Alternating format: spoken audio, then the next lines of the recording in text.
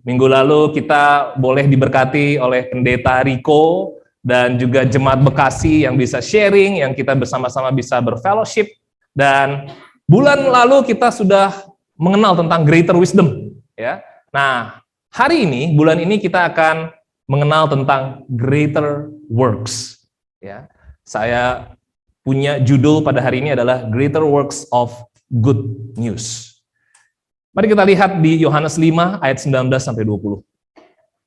Maka Yesus menjawab mereka, katanya, "Aku berkata kepadamu, sesungguhnya anak tidak dapat mengerjakan sesuatu dari dirinya sendiri, jikalau tidak ia melihat Bapa mengerjakannya. Sebab apa yang dikerjakan Bapa, itu juga yang dikerjakan anak. Sebab Bapa mengasihi anak, dan ia menunjukkan kepadanya segala sesuatu yang dikerjakannya sendiri. Bahkan ia menunjukkan kepadanya pekerjaan-pekerjaan yang lebih besar lagi daripada pekerjaan-pekerjaan itu, sehingga kamu menjadi heran." Amin. Dulu saya sekolah minggu dari kecil, mungkin ada guru sekolah minggu mengajarkan, lalu dikasih buku aktivitas, nyanyi-nyanyi tentang Yesus, ya kita lompat-lompat waktu masih sekolah minggu, tepuk tangan, lalu mulai bisa masuk ke ibadah dewasa, saya lihat, wah, ada perjamuan kudus atau apa, wah saya harus bisa ikut perjamuan kudus, ya. Terus kita ikut katekisasi, ya pokoknya minggu demi minggu yang penting pelayanan. Tapi apakah itu yang dimaksud pekerjaan besar yang firman Tuhan maksud, yang Injil Yohanes maksud? Ya. Karena di sini dikatakan pekerjaan yang lebih besar lagi daripada pekerjaan-pekerjaan itu, sehingga kamu menjadi heran. Mungkin puluhan tahun, ada yang baru berapa tahun kita menjadi seorang Kristen. Apakah kita semakin heran nggak dengan Tuhan kita? Heran di sini maksudnya apa? Makin kagum, makin semangat sama Tuhan. Kenapa? Luar biasa loh hidup bersama Tuhan itu. Atau kita justru ada stuck di mana? Tuhan, kok ini hidup gini amat ya? Kok ini pandemi 2 tahun ini kok nggak enak banget ya? Ya. Dan itu memang luar biasa kita mengalami dan mengarungi itu. Tapi pada hari ini saya mau mengajak kita kepada satu orang, ya. Ini adalah gambar Petrus ditemani oleh Markus. Ya. Injil Markus itu ditulisnya oleh Markus, tetapi semua ide-idenya adalah ide daripada Petrus. Kenapa? Karena Petrus ini hanya seorang nelayan. Dia bukan seorang penulis. Dia bukan seorang pengajar, bukan. Petrus ini orang yang biasa-biasa aja. Ya. Tapi waktu dia bertemu dengan Tuhan, 2,5 tahun sampai 3 tahun dia menjadi murid Yesus, sampai akhirnya Yesus mati, Yesus bangkit, naik ke surga, dia dapat Roh Kudus, dan dia punya 30 tahun berikutnya menjadi murid. Sampai akhirnya Petrus ada di kota Roma, dan di saat-saat terakhir dia udah tahu, dia akan bentar lagi akan dihukum mati. Ya. Bentar lagi dia ajalnya ini akan tiba. Makanya waktu itu dia sering ngomongnya langsung, tahu nggak, Yesus itu begini. Saya pernah ngalamin. Dan walaupun dia sudah mati, dia sudah bangkit, tetapi saya nggak pernah lihat dia lagi, tapi saya bisa mengalami dia 30 tahunan ini. Petrus ada kemungkinan meninggal di tahun sekitar 65 sampai 67 Masehi. Ya. Dan dia punya satu teman, Markus, tolong tulisin. Pokoknya apa aja tulisin. Ya, Markus juga bukan seorang penulis, tapi dia adalah seorang dokumenter di sini. Pokoknya semua didokumentasikan. Perjalanan Petrus sama Yesus ditulisin semuanya. Kamu ngalamin apa aja?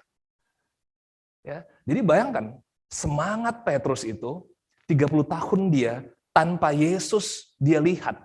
Tanpa Yesus ada bersama-sama dengan dia, tapi semangat dia terus berapi-api sampai umur-umur 50-an tahun sebelum dia meninggal. Ya, dan dia mau kasih tahu kabar baik ini. Makanya di Markus 1 dia memulai dengan apa? Inilah permulaan Injil tentang Yesus Kristus, Anak Allah. Injil artinya apa? Kabar baik. Dalam bahasa Yunani, gospel. Dan dia mau kasih tahu bahwa ini loh kabar baik selama 30 tahun yang saya hidupi. 30 tahun terakhir. Saya mungkin sudah 50-an, tetapi 30 tahun terakhir ini saya jadi murid. Ini luar biasa. Padahal Petrus apa? Ya, teraniaya juga. Di penjara. Ya, sempat merasakan kelaparan juga. Tapi dia nggak pernah bilang 30 tahun yang, aduh, bergumul banget. Enggak. 30 tahun yang luar biasa. Saya makin heran sama Yesus. This is the good news yang saya mau kasih lihat. Lalu ayat 15 dia bilang, waktunya telah genap, the time has come. Ya, waktunya telah genap, kerajaan Allah sudah dekat. Bertobatlah dan percayalah kepada Injil. Ini adalah perkataan Yesus. Ya, Yesus waktu itu diperkenalkan Yohanes Pembaptis, ya, murid-murid Yohanes Pembaptis, ada Yohanes, ada Andreas, lalu Andreas ajakin Simon Petrus, ya, baru mulai mereka mendengar. Ayo, kerajaan Allah sudah dekat. Apa maksudnya nih? Kalau kerajaan Allah sudah dekat, berarti rajanya sudah dekat. Rajanya sudah datang. Ya. Makanya good news itu, buat orang-orang ya pada saat itu, mungkin ada orang Yahudi, Yunani di kota Roma yang saat itu teraniaya. Ya, mereka tahu, perjanjian lama ini adalah persiapan untuk kabar baik ini. Untuk kedatangan kerajaan Allah pada saat itu. Ini perjanjian lama itu adalah sebuah bayangan apa yang akan terjadi. Kalau kita lihat bayangan itu bukan yang utamanya, tapi yang utama adalah yang nyatanya.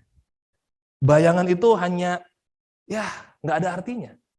Perjanjian lama itu seperti bayangan, supaya kita tahu, oh kalau bayangan itu berarti yang nyatanya ada di sini. Kalau perjanjian lama saya kenal tentang Musa, Abraham, Yesaya, semuanya, berarti yang nyatanya akan saya kenal dalam bentuk siapa? Kristus Yesus, Raja yang akan hadir itu. Yang memimpin kerajaan Allah itu. Pemerintahan Allahnya sudah berkuasa. Padahal yang saat itu yang berkuasa siapa? Pada saat itu adalah Kaisar. Ya, Romawi. Ya, Yesus lahir, Kaisar Agustus. Yesus disalib, Kaisar Tiberius. Yesus udah meninggal, rasul-rasulnya di perjanjian baru, itu zamannya Kaisar Claudius. Jadi udah ada kaisarnya yang benar-benar memimpin kekaisaran Romawi. Saat itu dunia dikuasai oleh kekaisaran Romawi. Sebelumnya siapa? Yunani, Alexander the Great. Luar biasa. Tapi pada saat itu, orang-orang Israel, orang-orang Yahudi, itu merasakan bahwa, aduh nggak enak banget nih. Kerajaan Romawi ini bikin kita banyak hutangnya. Kenapa? Pajaknya tinggi banget. Herodesnya kejem banget, gila lagi Herodesnya. Ya. Lalu apa? Orang-orang kejahatan di mana-mana banyak. Jadi ini adalah sebuah pemerintahan yang hanya mementingkan pemerintahan Romawi. Ya, bahkan kalau ada pembangunan jalan di desa-desa, itu benar-benar orang-orang Yahudinya itu disuruh kerja paksa di sana. Bayarannya nggak ada. Ya, tapi malah dikasih pajak. Bagaimana? Karena ini jajahan. Tapi apa? Walaupun pemerintahan Romawi seperti itu, tapi pada saat itu raja sudah datang. Pemerintahan Allah berkuasa. Ya. Kerajaan ini adalah bukan kerajaan tentang yang fisik, hebat kelihatan, tetapi apa? Kerajaan tentang hati dan nurani. Mau mungkin kekerasannya banyak, mau pergumulannya banyak, tetapi hati dan nuraninya ada raja yang akan memimpin itu. Ya. Ini yang luar biasa. Kerajaannya sekarang, pada saat itu. Bukan yang akan datang. Pada saat itu sudah mulai kerajaannya. Dan prioritasnya adalah apa? Mengasihi Allah dan mengasihi sesama. Ya. Makanya dibilang, Yesus pernah ya ketemu sama seorang ahli Taurat. Dia ngobrol-ngobrol sama ahli Taurat itu. Terus dia bilang apa? Kerajaan Allah tidak jauh daripadamu. Kenapa Yesus bilang seperti itu? Karena pada saat itu, si ahli Taurat itu ngomong tentang, oh iya, yang penting adalah mengasihi Tuhan Allah segenap hati, jiwa, akal budi, dan juga mengasihi sama seperti dirimu sendiri. Baru Yesus bilang, engkau tidak jauh dari kerajaan Allah. Ya. Kalau kerajaan Romawi, oh ya, saya harus bikin jalanan ini, saya harus kerja paksa lagi, saya harus begini, utang harus dibayar, kalau nggak nanti Herodes marah, bahaya nih, anak istri saya kayak gimana. Itu adalah tidak jauh dari kerajaan Romawi. Hari ini, kita berada di kerajaan yang mana? Ya, kerajaan Allah yang mengasihi Allah dan mengasihi sesama, dan semuanya bisa berpartisipasi. Atau kerajaan Romawi yang kita nggak mau berpartisipasi karena apa? Beban, beban, dan beban. Ya, makanya dikatakan tadi, kerajaan Allah sudah dekat, bertobatlah dan percaya. Ya, kalau orang udah pada saat itu ya udah dengar kata bertobat itu udah nggak heran lagi. Kenapa? Karena Yohanes Pembaptis sudah sering ngomong bertobat. Tetapi bertobat yang dimaksud Yohanes Pembaptis ini berbeda sama bertobat yang dimaksudkan oleh Yesus. Ini greater works. Maksudnya apa? Kalau bertobat Yohanes Pembaptis, kalau ada sesamamu, ayo kasih. Kalau ada yang begini, yang anak-anak begini, ayo kasih. Perbuatannya langsung. Tapi yang Yesus ini mau supaya mindset kita dulu. Arahnya, hatinya, pikirannya. Ayo kita ke Kristus. Banyak orang bertobat, perbuatan itu gampang, paling gampang berubah. Ya, dulu kalau orang tua saya, ayo mandi. Tapi pas mandi, ngapain sih mandi? Kenapa? Karena hatinya memang nggak berubah, tapi behaviornya, perubahannya ada. Ayo ke gereja, gereja lagi. Hari ini ya, nyanyinya enak. Tapi apa? Hatinya udah nggak di sana. Nah, inilah mindset ini, hati ini yang Yesus mau datang supaya apa? Supaya raja itu bisa hidup di pikiran kita dan di hati kita. Karena kalau enggak, kita bisa ke gereja tiap minggu, kita bisa kumpul, tapi rajanya bukan Yesus. Pola pikir dan arah ke kerajaan yang baru. The new kingdom has come. Itulah yang Yesus katakan. Cara pandang diri sendiri jadi berubah. Ya. Cara pandang ke orang lain jadi berubah. Kenapa? Cara pandang, memandang kerajaan itu pun berubah. Ya. Lalu apa? Yesus ingin, ayo percayakan diri Anda dan berikan diri Anda untuk cara pandang yang baru ini. Karena raja yang baru sudah datang dan raja itu dekat. Lihat ya, Petrus, spirit ini dia bawa 30 tahun lamanya jadi murid Yesus. Spirit ini tetap hidup. Makanya dia, oke, ini mungkin saat terakhir kali lagi saya bisa nulis ini. Ya, tolong Markus tulisin, dokumentasikan apa yang saya saksikan, apa yang saya rasakan. 30 tahun ini saya bersama Kristus. Walaupun dia nggak ada, tetapi raja itu dekat terus. Luar biasa. Setiap orang diundang dan berpartisipasi ke dalam kerajaan Allah. Ya, ini bukan tentang, ayo siapa ikut acara ini? Ayo siapa? Ayo semua datang ke gereja. Enggak. Diundang berpartisipasi supaya kenal dulu rajanya. Hatinya jadi berbalik ke Kristus. Ya. Mari kita lihat selanjutnya. Ya, Markus 1 ayat 16b sampai 18. Mereka sedang menebarkan jala di danau, sebab mereka penjala ikan. Yesus berkata kepada mereka, mari, ikutlah aku, dan kamu akan kujadikan penjala manusia. Lalu mereka pun segera meninggalkan jalannya dan mengikuti dia. Ini si Petrus mulai bicara lagi nih. Ya, saya bayangkan ya, Petrus waktu lagi suruh si Markus nulis, Markus tolong tulisin. Ini juga nggak pernah terjadi loh. Karena apa? Begitu raja itu mulai bicara tentang, itu kita lagi kerja loh. Kita lagi kerja, kita lagi tebarin jala, mungkin mindset kita udah harus dapat ikan banyak nih. Ya, hutang lagi banyak. Ya. Kalau nggak ini, bahaya nih hidup kita ini. Tiba-tiba si raja itu datang, ikut saya. Itu ya, otoritasnya luar biasa. Kenapa? Karena raja udah datang. Kita udah nggak kepikiran lagi, oke, ini kalau nggak gini kerjaan bahaya nih. Enggak. Itu karena otoritas itu, saya jadi mau partisipasi. Ini greater work sekali, kenapa? Otoritasnya luar biasa. Ya, kita langsung ikutin dia. Lalu ayat 19b sampai 20, dilihatnya Yakobus, anak Zebedeus dan Yohanes, saudaranya, sedang membereskan jala di dalam perahu. Yesus segera memanggil mereka dan mereka meninggalkan ayahnya Zebedeus di dalam perahu bersama orang-orang upahannya, lalu mengikuti dia. Itu lagi ada, Markus tahu nggak? Ini lagi ada bapaknya, itu si Yohanes bersaudara itu. Ya, anak Zebedeus itu. Lu tahu kan? Iya, tahu. Bapaknya galak banget. Itu lagi beresin jala. Itu mereka langsung ikut. Padahal orang-orang upahan ada di sana. Harusnya kalau keluarga punya orang upahan, sampai beres orang upahannya ini baru. Tapi ini enggak, mereka langsung ikut. Otoritasnya luar biasa. Orang-orang mau partisipasi. Ya, apalagi? Masih ingat di buku Yohanes. Ini saat-saat pertama murid Yesus ketemu dengan si raja ini. Yohanes 1 ayat 42b. Yesus memandang dia dan berkata, "Engkau Simon, anak Yohanes. Engkau akan dinamakan Kefas."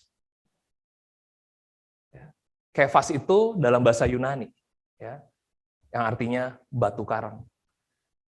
Kamu tahu nggak? Kamu tahu kan siapa saya? Saya cuma seorang nelayan. Saya ini orang nggak berpendidikan. Tapi Yesus bicara sama saya, engkau ini akan seperti batu karang. Itu tahu ya, confidence saya, rasa percaya diri saya langsung, hah, beneran?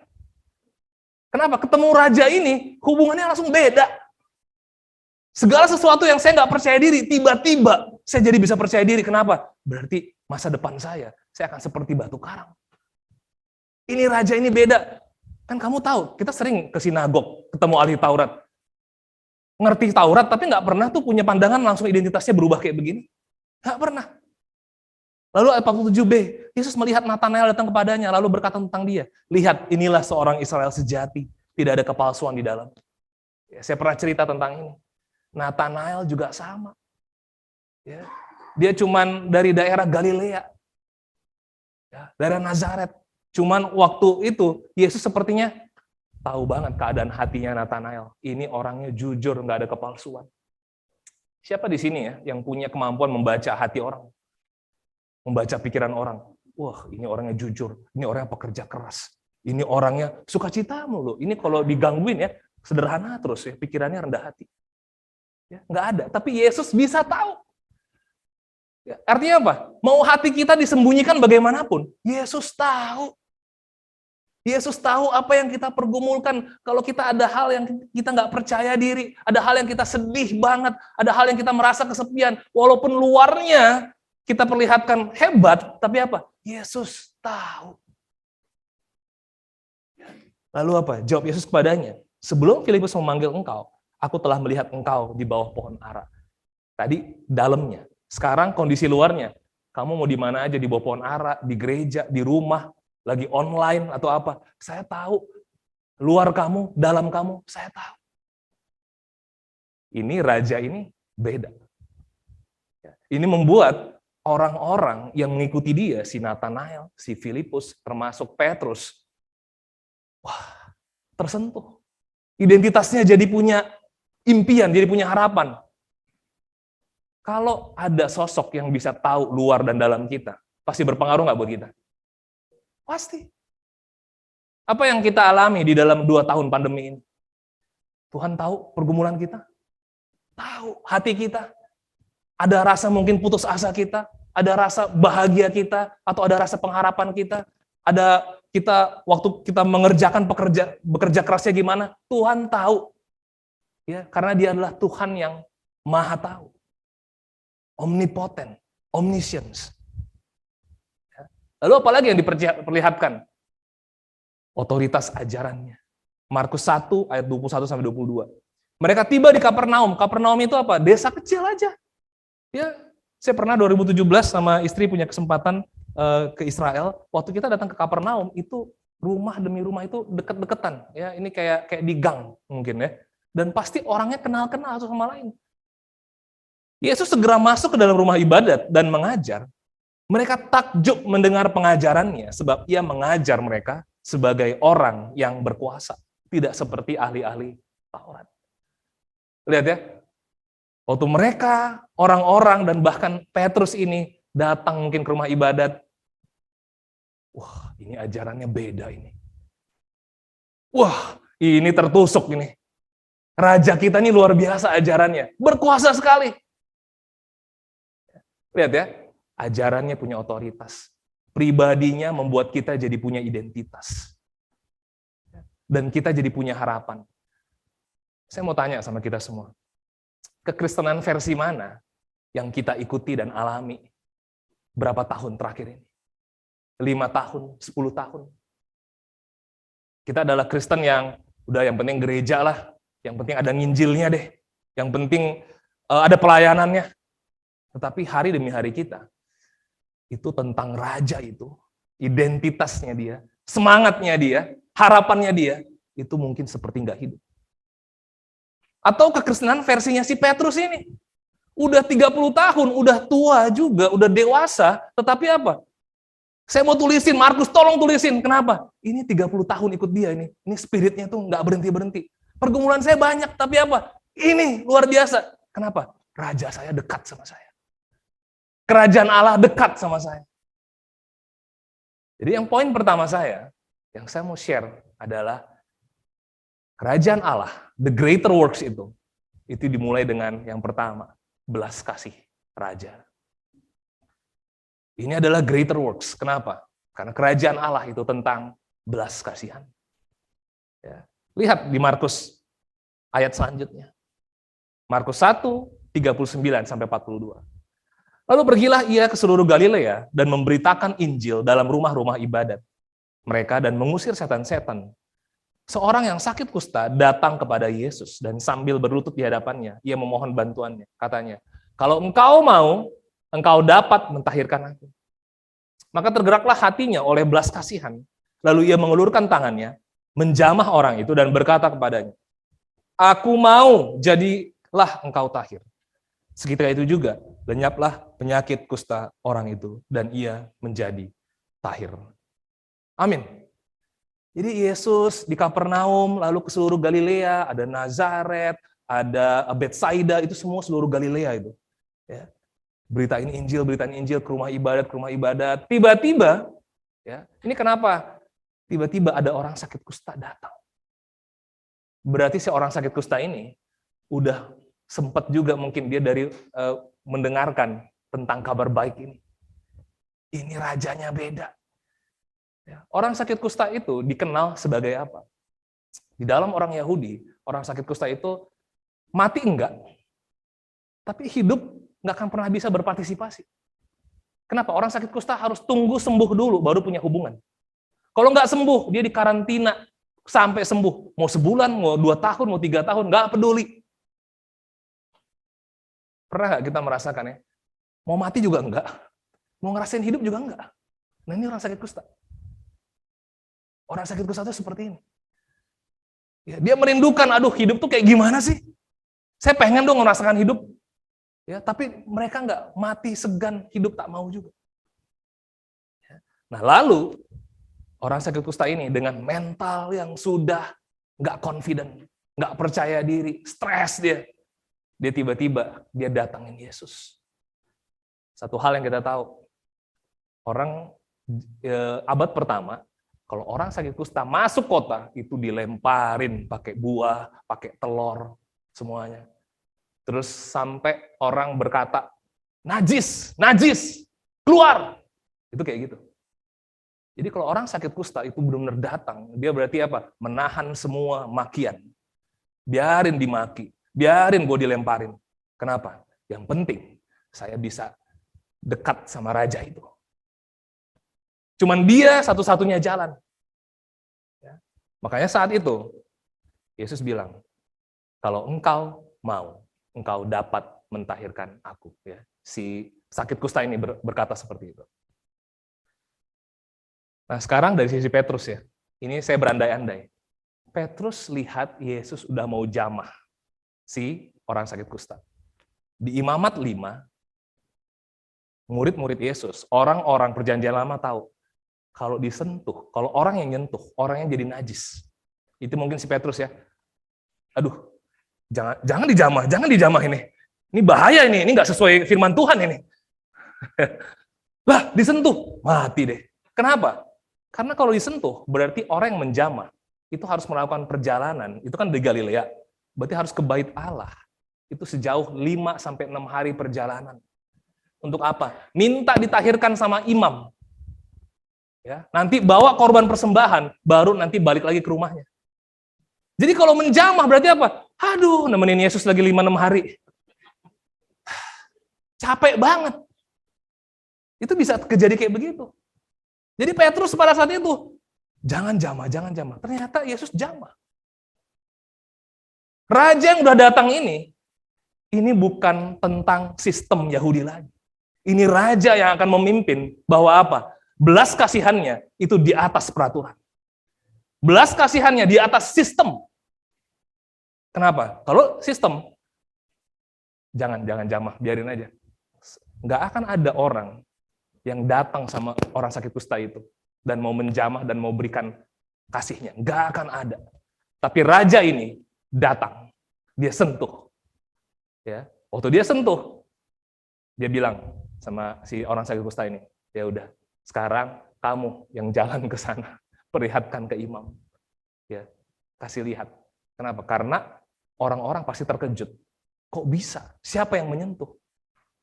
Orang jadi tahu, raja yang baru udah datang. Kerajaan Allah sudah dekat. Ya. Jadi Yesus jamah dan tidak menghadap ke imam. Ya. Yang kita mau belajar di sini adalah respon daripada si orang sakit kusta ini. Ya.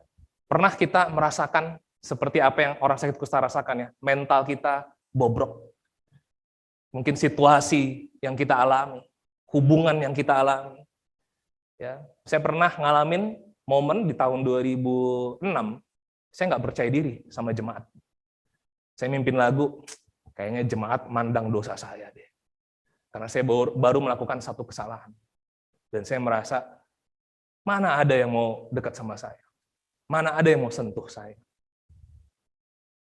Tapi faith itu, kita perlu belajar dari si orang sakit kusta. Kenapa? Karena percaya Yesus mampu lakukan. Ya. Percaya bahwa Yesus bisa lakukan. Lalu apa? Ada perbuatan yang dibuktikan. Ini loh effort saya Yesus. Saya kasih lihat kepercayaan saya kasih lihat dengan perbuatan saya. Saya terobos semua makian. Saya terobos, saya mau datang sama engkau. Karena apa? Saya percaya engkau bisa lakukan. Tapi yang ketiga juga penting. Berharap Yesus akan lakukan. In His time. Ya. Jadi kalau Yesus maukah? Kalau mau, amin. Kalau belum mau, berarti belum waktunya. Itu namanya iman. Ya, banyak orang kekristenan kayak paksa Yesus. Di dalam nama Yesus, sekarang juga Tuhan kami percaya. Itu bukan iman namanya, itu maksa-maksa namanya. Di dalam nama Yesus, hari ini sembuh. Enggak. Orang sakit kusta tahu, maukah engkau sembuhkan? Dia udah tahu, udah dengar tentang kabar kerajaan Allah ini. Oh, ini tergantung Yesusnya mau atau enggak. Kalau mau, saat itu bisa. Kalau enggak, mungkin minggu depan, sebulan lagi, setahun lagi, enggak apa-apa. Yang penting saya percaya Yesus bisa lakukan, dan saya tetap berharap Yesus nanti mau lakukan. Kalau kehilangan pengharapan, jadinya apa? Kehilangan perbuatan kita. Mungkin kita bisa, udahlah nggak doa lagi tentang itu. Udahlah, nggak mau baca Alkitab lagi. Kenapa? Udah kelihatan, imannya nggak ada. Ya. Tapi kalau orang doa terus, tapi nggak makin belajar tentang Yesusnya, nggak makin perlihatkan perbuatannya, itu juga bukan iman namanya.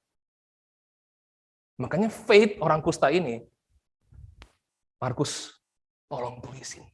Ini buat kita kaget. Saya di situ deg-degan, ini gimana ini? Kalau dijamah nih bahaya nih. Ternyata iman si orang sakit kusta ini menyelamatkan dia. Dan Yesus itu terobos segala sistem. Ya, the new king has come. Beda sama yang lama. Yang kedua, pengampunan raja. Mari kita lihat di Markus pasal 2-nya sekarang, ayat 1 sampai 2. Kemudian sesudah lewat beberapa hari, waktu Yesus datang lagi ke Kapernaum, tersiarlah kabar bahwa ia ada di rumah. Maka datanglah orang-orang berkerumun sehingga tidak ada lagi tempat, bahkan di muka pintu pun tidak. Sementara ia memberitakan firman kepada mereka. Ya, karena Kapernaum itu rumahnya deket-deketan, jadi apa? Udah digosipin Yesus. Tahu nggak? Raja udah datang. Tahu nggak? Dia ngomongin ini, firmannya luar biasa, otoritas ajarannya ini luar biasa. Yuk, dengerin yuk. Katanya dia mau ngajar lagi di sana. Excited banget orang-orang. Sampai orang mau masuk ke rumahnya pun nggak bisa lagi, nggak ada tempat. Tiba-tiba kita tahu ceritanya, ada orang, teman-temannya ngebawa temannya yang lumpuh. Tiba-tiba ada suara di atap. Duduak, duduak. Ini kemungkinannya di situ ya, pada bingung, ini apa ini? Kok sampai ada atap dijebolin ya? Coba bayangin, tuan rumahnya kayak gimana? Ini apa sih? Ada perampok atau apa?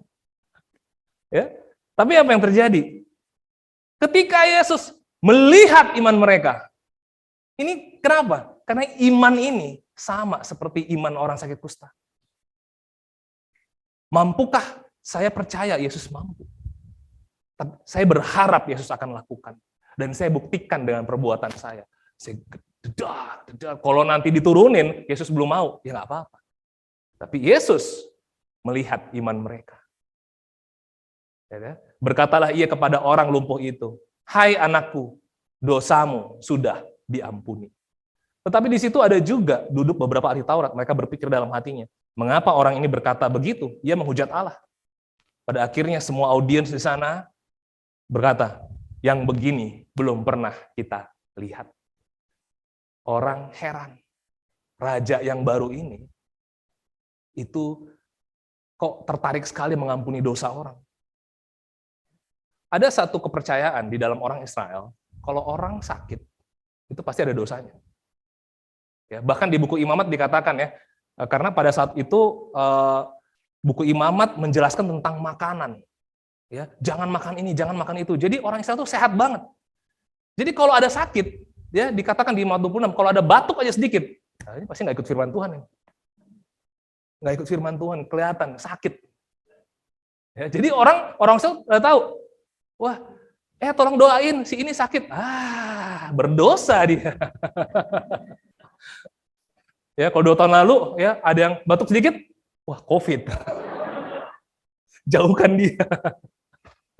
Ya, itu pengalaman kita 2 tahun yang lalu ya. Sampai ada yang bergejala pun nggak berani ngomong lagi.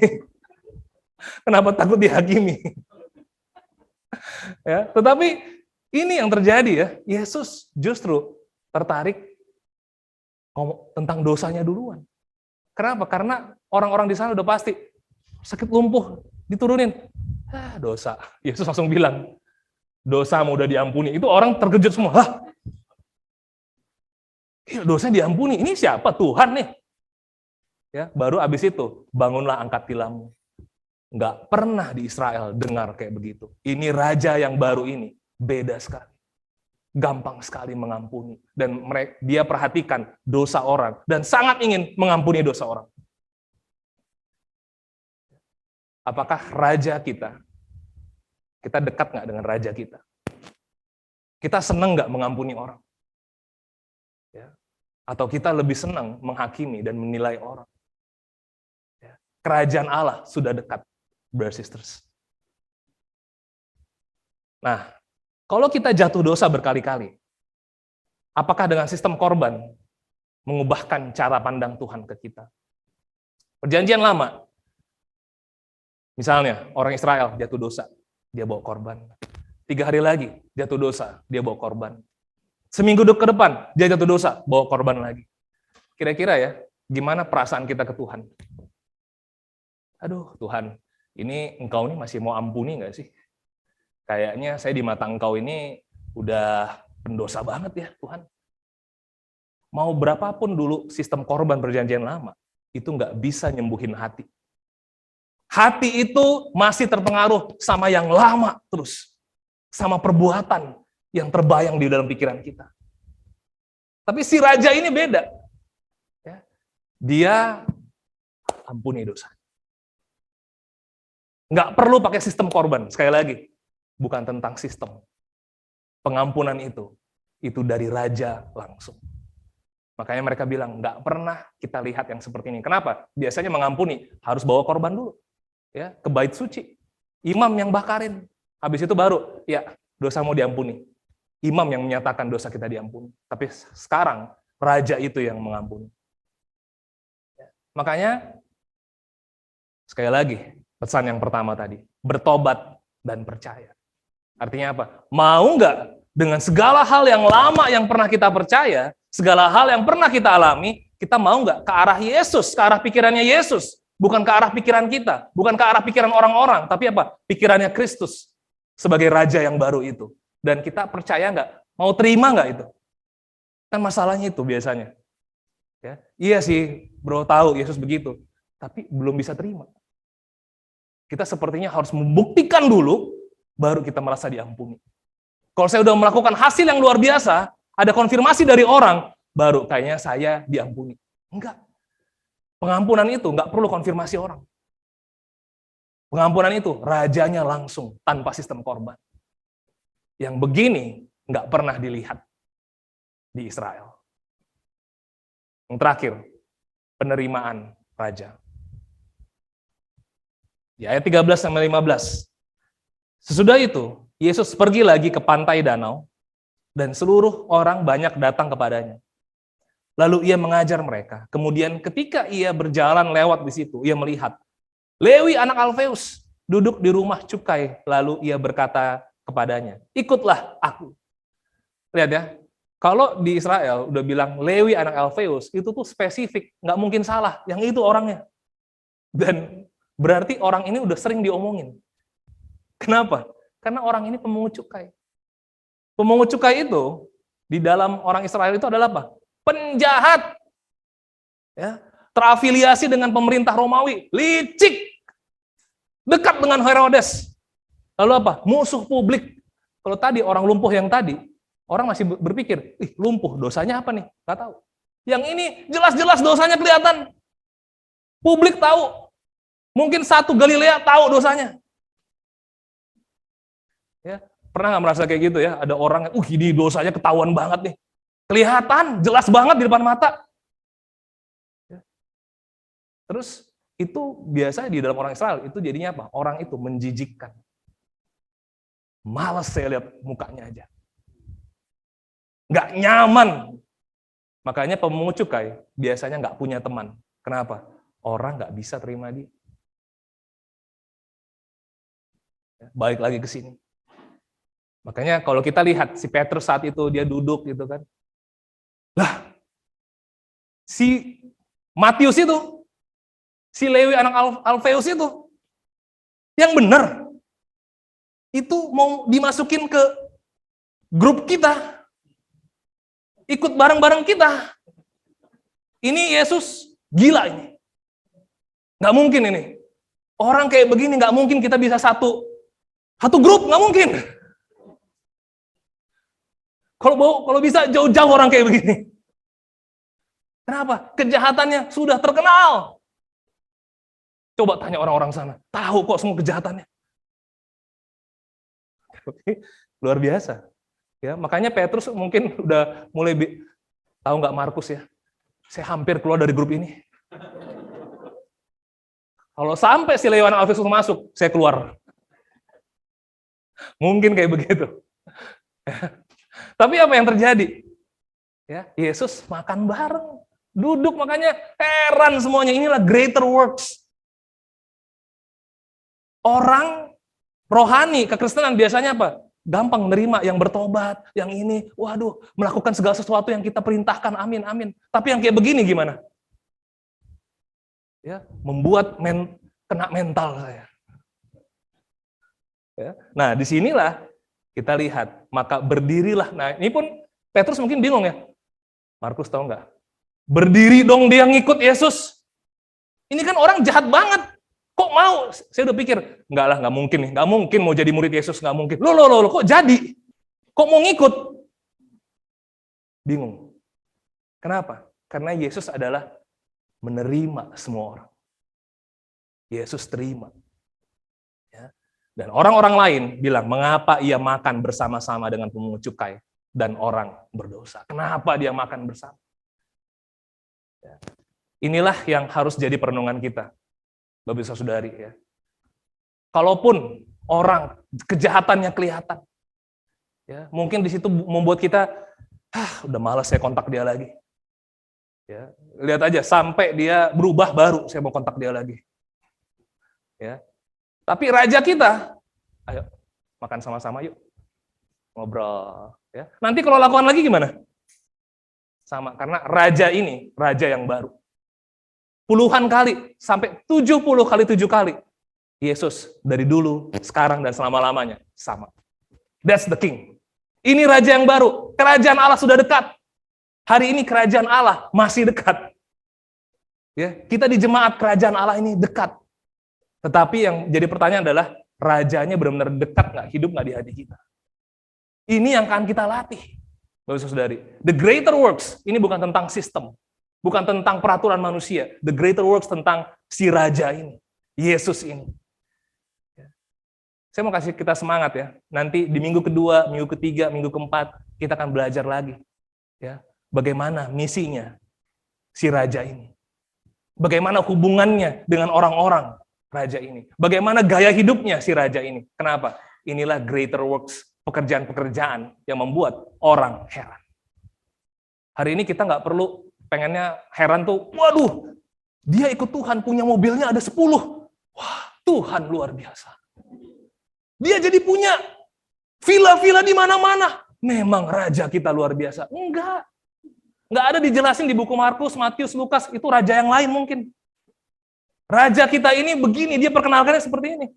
Makanya terserah kita mau ikut raja yang ini atau kita mau ciptakan Yesus itu seperti raja yang kita idam-idamkan. Ya. Mari Bapak Ibu Saudari, kita ke arah ya, greater works of the good news. Ya. Kita lihat belas kasihan raja, kita belajar belas kasihan raja, kita terpengaruh belas kasihan raja itu. Kita lihat pengampunan raja, kita terpengaruh pengampunan raja itu. Dan kita lihat penerimaan raja itu. Dan kita confident luar biasa. Nggak peduli profesi Petrus apa. Nggak peduli dia orang biasa atau terpelajar. Tapi apa? Kalau udah raja yang belas kasihan, kalau udah raja yang mengampuni, kalau udah raja yang terima, semuanya bisa jadi hal yang luar biasa. The greater works, kita akan menjadi greater person di dalam Kristus. Amin. Mari kita bersatu di dalam doa. Tuhan Allah Bapa kami, Tuhan. Kami memuji Engkau karena Engkau adalah Tuhan yang luar biasa. Tuhan yang benar-benar menunjukkan Tuhan, memperkenalkan diri Engkau Tuhan. Sampai-sampai Tuhan Rasul Engkau Tuhan Petrus mau tulis ini Bapak. Saya percaya ini diilhami oleh Roh Kudus juga Tuhan. Supaya nggak banyak orang jadi miss Tuhan tentang Yesus yang sebenarnya Bapak. Hari ini Tuhan kami muji Engkau karena kami tahu Engkau adalah Allah yang penuh belas kasih. Engkau tawarkan kerajaan Allah, walaupun di dunia pada saat itu Tuhan, kerajaan Romawi berkuasa Tuhan, orang hidupnya bergumul luar biasa Tuhan. Hari ini pun kami bergumul Tuhan, tetapi karena kami kenal Engkau Tuhan, biarlah pemerintahan Engkau Tuhan, yang memimpin hati kami, memimpin pikiran kami Tuhan, memimpin jemaat GKDI Bali ini Tuhan, supaya kami Tuhan, makin mirip dengan Raja yang luar biasa, yaitu Engkau Yesus Kristus, Tuhanku dan Allahku Tuhan. Biarlah Bapak, setiap hari Bapak, di dalam bulan ini Tuhan, kami semakin kagum, kami semakin heran, dan kami di dalam ruangan ini semakin terus Tuhan terkagum-kagum akan Engkau. Karena kami akan melakukan juga Tuhan, greater works dari the greatest God Tuhan. Terima kasih Tuhan, terpujilah nama Engkau, di dalam nama Yesus Kristus. Kami berdoa dan mengucap syukur. Amin.